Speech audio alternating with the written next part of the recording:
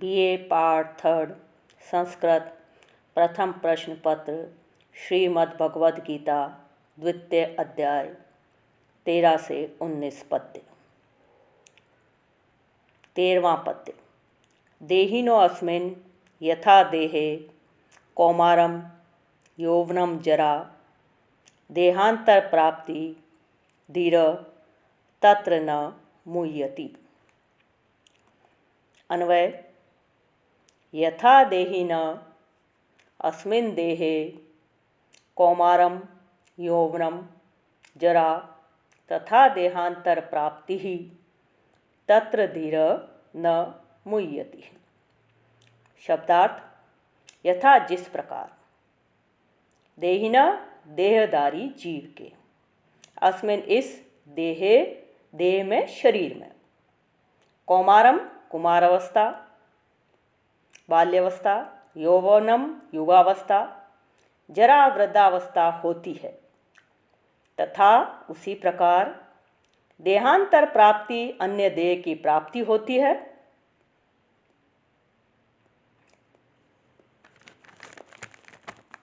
तत्र इस विषय में धीर पुरुष नहीं मुह्यति मोहित होता है, दुखी नहीं होता है। अनुवाद। जैसे देहधारी आत्मा के इस शरीर में किशोरावस्था युवावस्था और वृद्धावस्था होती है, वैसे ही अन्य शरीर की प्राप्ति भी उसमें रहती है। उस विषय में धैर्यशाली मनुष्य कभी मोहित नहीं होता।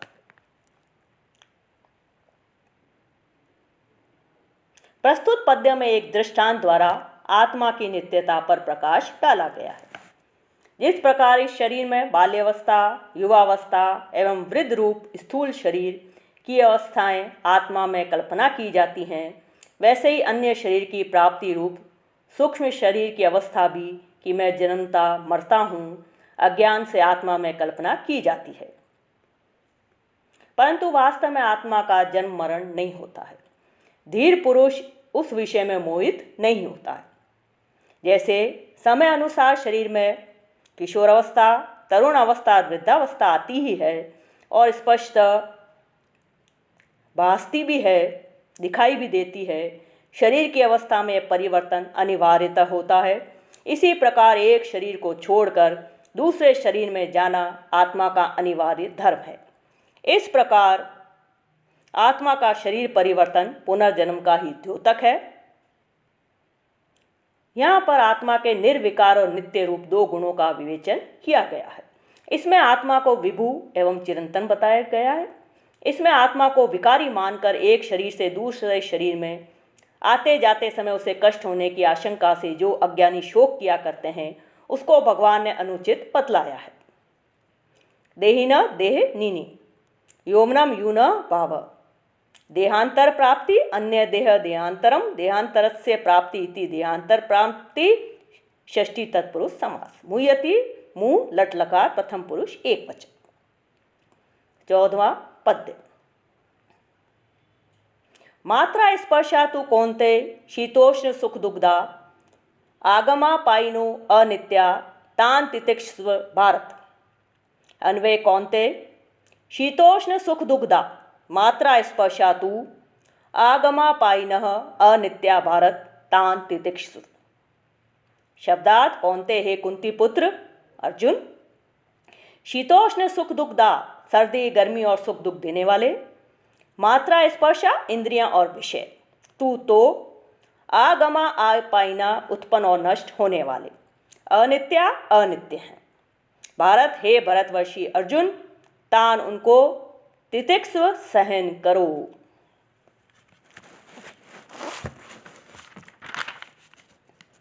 हे अर्जुन, सर्दी गर्मी सुख और दुख को देने वाले इंद्रिय और विषयों के संयोग तो क्षणभंगुर और अनित्य हैं, अतः भरतवंशी तुम उन्हें सहन करो।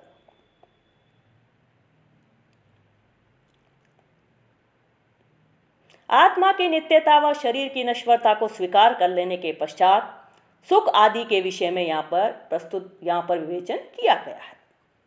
हे कुंती के पुत्र अर्जुन, इसी प्रकार सर्दी गर्मी और सुख दुख को देने वाले इंद्रियों और विषयों के संयोग तो क्षणभंगुर तथा अनित्य हैं, इसलिए हे भरतवर्षी अर्जुन, तुम उनको सहन करो।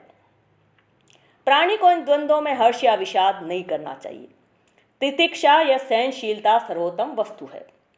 परम तप की भांति भारत विशेषण भी अर्जुन के लिए तथा अन्यत्र कई स्थानों पर धृतराष्ट्र के लिए प्रयुक्त हुआ है। इंद्रिय और उनके विषयों के संयोग की अनित्यता और क्षणभंगुरता का निरूपण करते हुए उन्हें सहन करने का आदेश दिया गया है।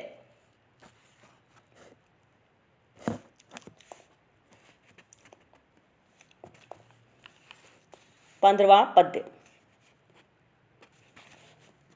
यम ही न व्यथयन्ति एते पुरुषम। भरत ऋषभ सब दुख सुखम धीरम सो अमृतत्वाय कल्पते। अन्वय। पुरुष ऋषभ ही यम सम दुख सुखम धीरम पुरुषम एते न व्यथयन्ति स अमृतत्वाय कल्पते। शब्दार्थ। पुरुष ऋषभ हे पुरुष श्रेष्ठ, हीयम जिस,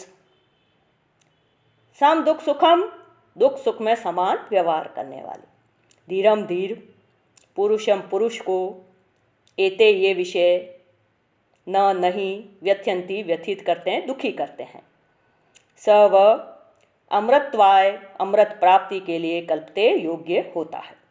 अनुवाद। हे श्रेष्ठ पुरुष अर्जुन, सुख और दुख अर्थात सर्दी गर्मी में समान रहने वाले जिस धीर पुरुष को ये विषय दुखी नहीं करते हैं, वही अमृतत्व प्राप्ति के योग्य होता है।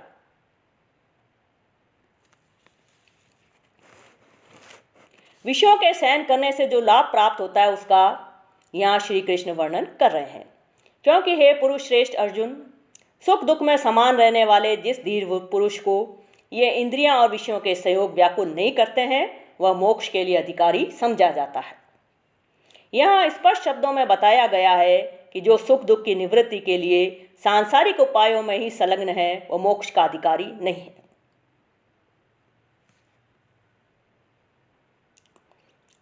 पुरुष ऋषभ, ऋषभ श्रेष्ठ का वाचक है, अतः पुरुषों में जो अधिक शूरवीर एवं बलवान हो उसे पुरुष ऋषभ कहते हैं।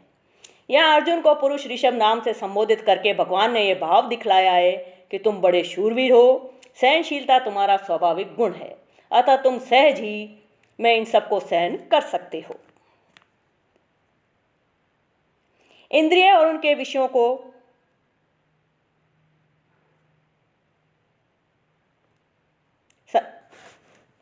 इंद्रियों को और उनके विषयों के ठीक स्वरूप को जानने वाले व्यक्ति कभी दुखी नहीं होते, और जो पुरुष इंद्रियों के विषय में लिप्त नहीं होता, सुख और दुख की अवस्था में समान रहता है, बस वही मोक्ष प्राप्ति का अधिकारी होता है।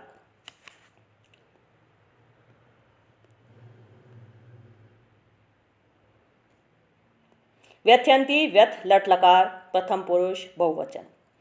सम दुख सुखम समम दुखम सुखम च यस्य असौ सम दुख सुखम तम बहुब्रीहि समास। अमृतत्वाय अमृतस्य भाव अमृतत्वम तस्मै। 16वां पद्य। नास्तो विद्यते भावो ना भावो विद्यते सत उभयो अपि दृष्टो अंतस्त्वन्यो तत्वदर्शी भी। अन्वय। असत भाव न विद्यते सत अभाव न विद्यते तत्वदर्शी भी तु अनयो उभयो अंतः अपि दृष्टः।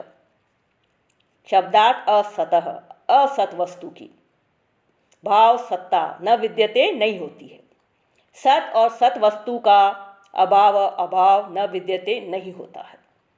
अनयो उभयो, इन दोनों सत और असत के अंत अंतिम रहस्य रूप तत्व को अपि भी तत्वदर्शी भी तत्वदर्शियों ने दृष्ट देखा है। अनुवाद। जो वस्तु असत है उसका अस्तित्व कभी नहीं हो सकता, और जो वस्तु सत है उसका कभी अभाव नहीं हो सकता। इस सत और असत के अंतस तत्व को, रहस्य को केवल तत्ववेता ही जान पाए हैं।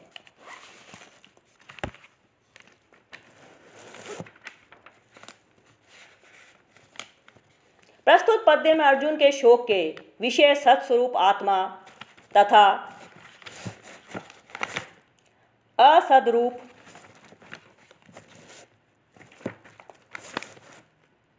देह का तत्व से वर्णन किया जा रहा है। असत वस्तु का कभी भी अस्तित्व नहीं होता और सत वस्तु का कदाचित अभाव नहीं होता। ऐसा इन दोनों का रहस्य ज्ञानी पुरुषों द्वारा देखा गया है। उपयुक्त विचार सांख्य के सत्कार्यवाद पर आधारित है। यहाँ पर श्री कृष्ण अर्जुन से संयोगज वस्तुओं की अनित्यता और आत्मा अनात्मा विषयक सत्य मिथ्यात्व का निराकरण कर रहे हैं। शीतोष्ण आदि सब विकार हैं और विकार सदा बदलता रहता है, क्योंकि उत्पत्ति से पूर्व तथा विनाश के बाद उसका कोई अस्तित्व ही नहीं रहता। इसी कारण इन विकारों की वस्तुतः न होते हुए भी मृग तृष्णा की भांति मिथ्या प्रतीति होती है, अतः इनको सहन करना चाहिए। प्रस्तुत श्लोक में असतः पद परिवर्तनशील शरीर इंद्रिय और विषयों और इंद्रियों के विषय सहित जड़ वर्ग का वाचक है। सतः पद यहाँ परम आत्म तत्व का वाचक है, जो सर्वव्यापी है और नित्य है, उसका अभाव नहीं है। इस कथन से भाव दिखलाया गया है कि उसका कभी किसी भी निमित्त से परिवर्तन या अभाव नहीं होता। वह सदा एक रस अखंड और निर्विकार रहता है।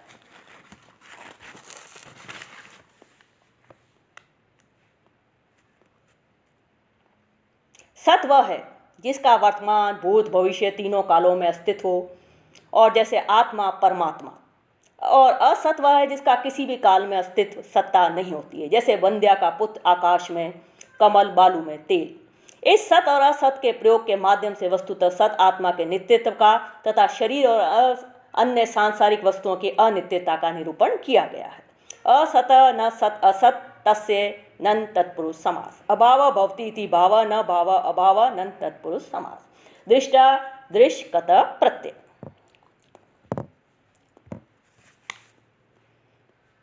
सत्रवां पद्य। अविनाशी तु यत् तद्विद्धि येन सर्वम् इदं तत्तं विनाशम अव्ययस्य अस्य न कश्चित् कर्तुम् अर्हति। अन्वय येन इदं सर्वं तत्तं तत्तु अविनाशी विद्धि अव्ययस्य अस्य विनाशम कर्तुम कश्चित् न अर्हति। शब्दार्थ, ये जिस वस्तु के द्वारा इदम यह सामने दिखाई देने वाला संसार तत्तम व्याप्त है, तत् उस वस्तु को तू तो अविनाशी नष्ट नहीं होने वाला विद्धि जानो। अव्यय से नष्ट नहीं होने वाले अस्य इसका विनाशम नाश कर्तुम करने के लिए कश्चित कोई भी न नहीं अर्हति योग्य है।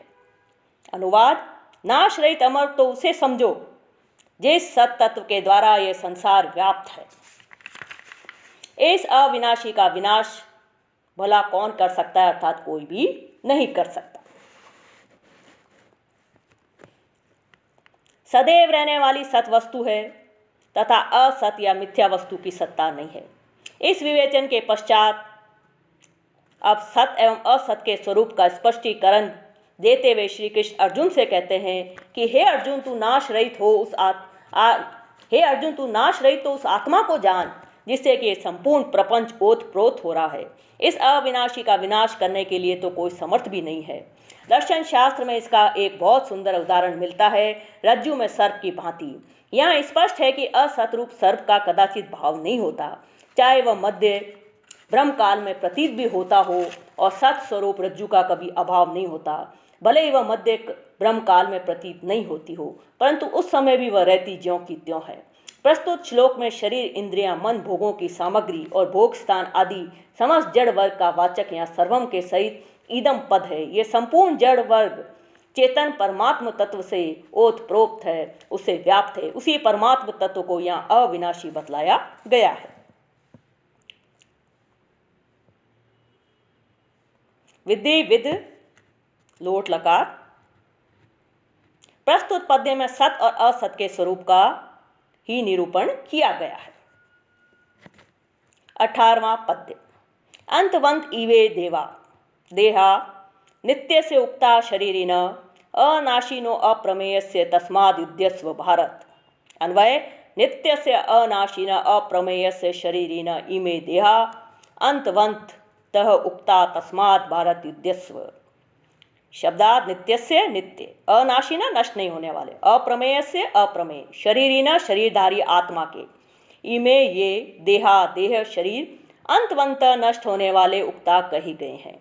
तस्मात इसलिए भारत हे अर्जुन युद्धस्व युद्ध करो। अनुवाद विनाश रहित नित्य अप्रमेय, जिसे आसानी से न जाना जा सके, इस शरीरधारी आत्मा के ये शरीर अंत वाले कहे गए हैं, इसलिए हे अर्जुन तू युद्ध कर। प्रस्तुत पद्य में श्री कृष्ण द्वारा अर्जुन को असत का स्वरूप समझाया जा रहा है। नित्य अविनाशी अप्रमेय, अप्रमेय अर्थात जो किसी भी इंद्रिय आदि द्वारा प्रमाण का विषय नहीं हो। आत्मा के ये सब शरीर तो अपने स्वभाव से ही नाशवान कहे गए हैं, इसलिए हे भरतवर्षी अर्जुन तू युद्ध कर। यह अर्जुन के कर्तव्य का बोध कराते हुए श्री कृष्ण कह रहे हैं कि तेरे शोक के विषय सत्स्वरूप आत्मा को तो कोई मार नहीं सकता और असतरूप देहों को कोई बचा नहीं सकता, अतः अपने धर्म या कर्तव्य का स्मरण करके तुझे युद्ध करना चाहिए। पूर्व श्लोक में जिस सत तत्व से समस्त जड़ वर्ग को व्याप्त बतलाया गया है, उसी तत्व का वाचक यहाँ शरीरी न पद है तथा इन तीनों विशेषणों का प्रयोग उस सत तत्व के साथ उसकी एकता स्थापित करने के लिए, प्रतिपादित करने के लिए ही किया गया है। इसे शरीरी कहकर तथा शरीरों के साथ इसका संबंध दिखलाकर आत्मा और परमात्मा की एकता का प्रतिपादन किया गया है। आत्मा के स्वरूप का निरूपण करते हुए प्रस्तुत पद्य में आत्मा को नाश रहित और प्रमेय अर्थात जिसे बड़े बड़े ऋषि मुनि और विद्वानों के द्वारा सरलता से समझा नहीं जा सकता कहा गया है, और वह आत्मा जिस शरीर में निवास करता है उसको नाशवान बताया गया है।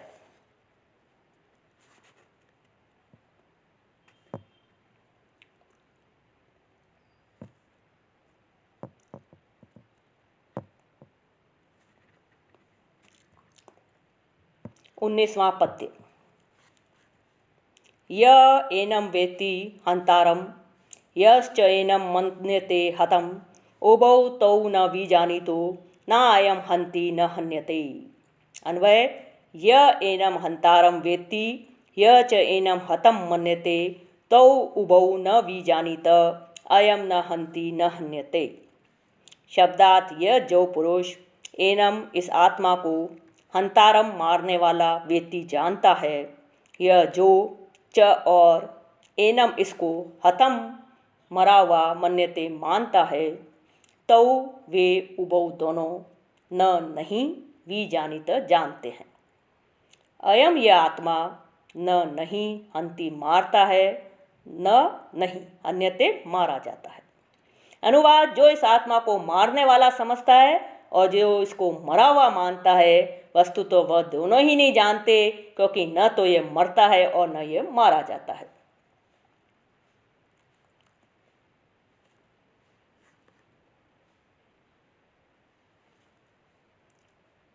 यह आत्मा अजर अमर है, इसे कोई भी नहीं मार सकता और यह भी किसी को नहीं मारता है। श्री कृष्ण अर्जुन के सम्मुख आत्मा के स्वरूप का विस्तार से वर्णन करते हैं। इससे अर्जुन की इस भावना का निराकरण हो जाता है कि मैं भीष्म आदि को मारने वाला हूँ।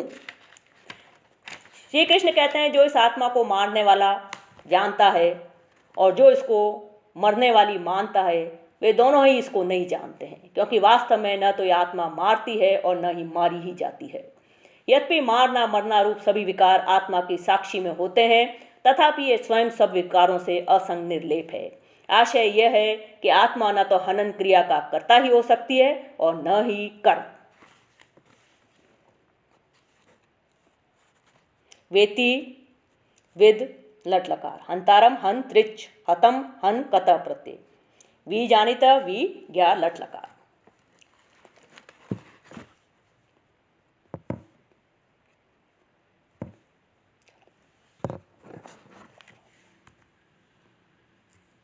भगवान अच्छा सा बनाते हैं।